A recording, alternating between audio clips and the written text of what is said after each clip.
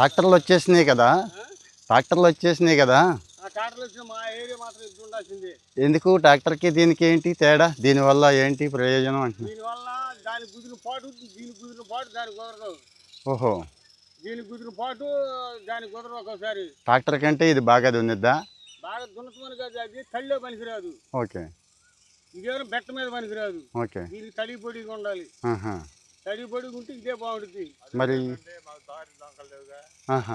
దారులు ఇబ్బంది.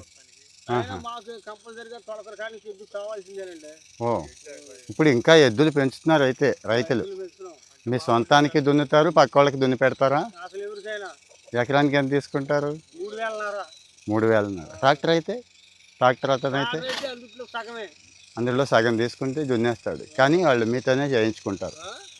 కానీ రైతులు మీతోనే చేయించుకుంటారు. వర్షం బట్టి చేపిస్తాడు రైతు. వర్షం ఉందనుకో కాటర్తో చేపిస్తాడు. ఇదేం పొడవదు కదా. వర్షం తప్పింది అనుకో మేము చేస్తాం. మాకు ఇక్కడ లేవు, ఈ చోట ఇంకో చోట ఉండే.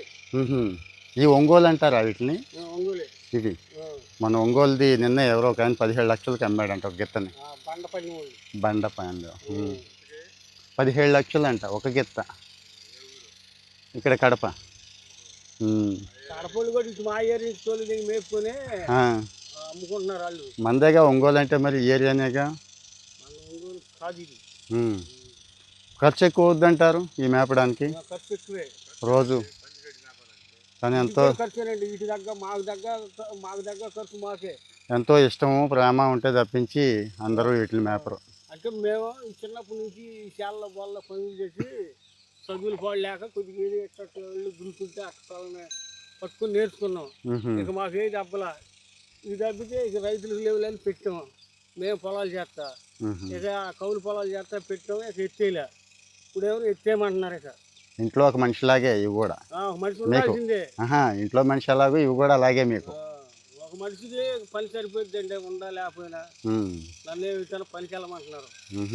అమ్మేసేయి వ్యాపారం ఇంటిగా ఉండా 10-12 ఇస్తారు అని అంటున్నారు. నేను అంటున్నా నాకు చదువు లేదు, నా శివుడు వస్తాడు. చదువు ముక్క రాదు, నా చదువు లేదుగా ఇవిడు వస్తాడు. ఆ చదివిన వాళ్ళకంటే వ్యాపారం చేసే వాళ్ళకంటే మీరే మెరుగు. హాయిగా వీటితో ఉంటున్నారు కదా. అది కూడా ఒక రకమైన మెరుగేదానంటే చెయ్యి తిరగట్లేదండి. అప్పుడు అన్సీజన్ వచ్చినప్పుడు చెయ్యి తిరగట్లా. అదే అన్సీజన్ ఉంటుందా? అన్సీజన్ వానాకాలం ఉండవండి. దీపావళి పోయిన కానీ పనులు పెద్దగా ఉండవు. దీపావళి దాకా ఉంటాయి. ఇప్పుడు నుంచి దీపావళి పోయిన కలిసి 2 నెలలు ఉంటాయండి.